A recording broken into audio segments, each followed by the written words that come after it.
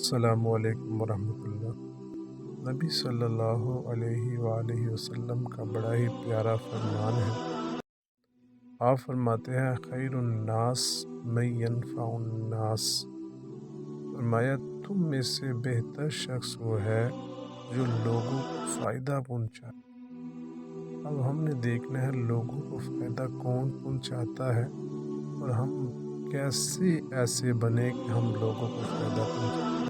تو یاد رکھیں ہمیں اچھا بنانے میں ہمارے ماں باپ کا کردار ہوگا، وہ ہمیں اچھا بناتے ہیں۔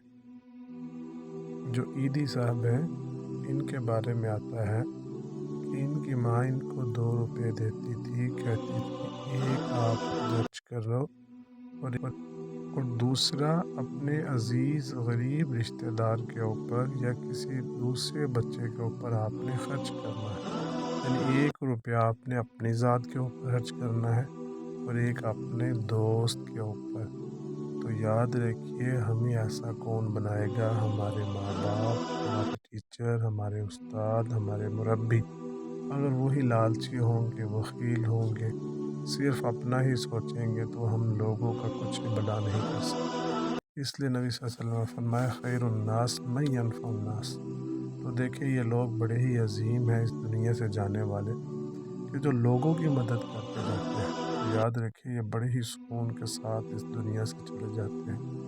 مجھے بھی چاہیے، آپ کو بھی چاہیے، ہم لوگوں کے ساتھ احساس کریں۔ اور آپ نے وہ سنا ہوگا قرآن پاک میں وَيُؤْثِرُونَ عَلَىٰ أَنفُسِهِمْ وَلَوْ كَانَ بِهِمْ خَصَاصَةٌ، کہ اللہ تعالیٰ کو وہ لوگ بہت اچھے لگتے ہیں جو اپنے اوپر لوگوں کو ترجیح دیتے ہیں۔